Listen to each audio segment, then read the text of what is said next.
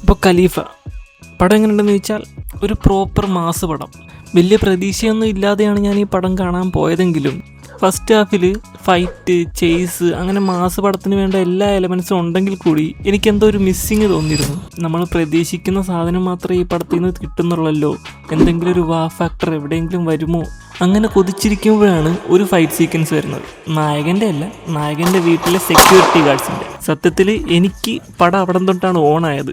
പിന്നെ അങ്ങോട്ട് പടം വേറെ ലെവലിലോട്ട് പോയി. പിന്നെ നമ്മൾ കാത്തിരുന്ന് ലാലേട്ടൻ്റെ ക്യാമിയോ എത്തി.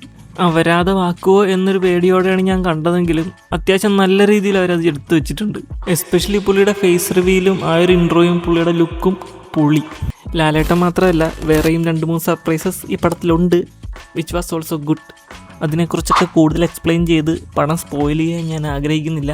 എന്താണെങ്കിലും ഈ പടം എടുത്തു വെച്ചിരിക്കുന്നത് ഓണം തൂക്കണമെന്ന് നിർബന്ധമുള്ള പോലെയാണ്. ഇനി നാളെ ഇറങ്ങാനിരിക്കുന്നത് നിവിൻ പോളിയുടെ ബെത്ലഹേം കുടുംബ യൂണിറ്റാണ്. ആ പടവും ഈ സിനിമയായിട്ട് കമ്പയർ ചെയ്യേണ്ട, കാരണം രണ്ട് ജോണറാണ്. എന്താണേലും രണ്ടും ഓണം വിന്നർ ആവട്ടെ എന്ന് ആഗ്രഹിക്കുന്നു. അടുത്ത വീഡിയോയിൽ ബെത്ലഹേം കുടുംബ യൂണിറ്റിൻ്റെ റിവ്യൂ ആയിട്ട് വരാം. ഈ വീഡിയോ ഇഷ്ടപ്പെട്ടെങ്കിൽ ലൈക്ക് ചെയ്യുക, ഷെയർ ചെയ്യുക, കമൻറ്റ് ചെയ്യുക, സബ്സ്ക്രൈബ് ചെയ്യുക. അപ്പോൾ ഓക്കെ, ബൈ.